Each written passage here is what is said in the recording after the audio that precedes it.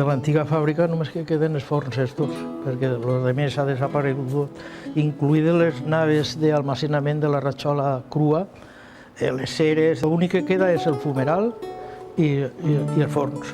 Forns reconvertits en espai expositiu des de fa ja 12 anys. En aquestes instal·lacions de Pa i Porta redescobrim l'ofici del ratxoler amb José, un dels primers treballadors d'esta fàbrica nascuda en la dècada dels anys 20 del segle passat.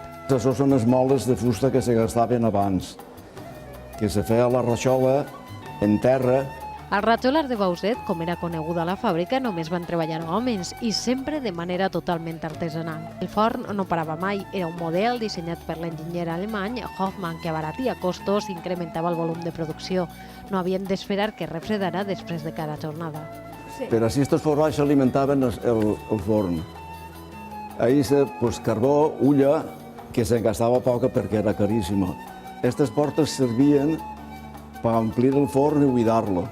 En carro de mà, un carro 160 està paregut, pel cas és igual. Si era del 5, la ratxola la posaven de canto. Passat i present en un museu que té les portes obertes a tots els públics.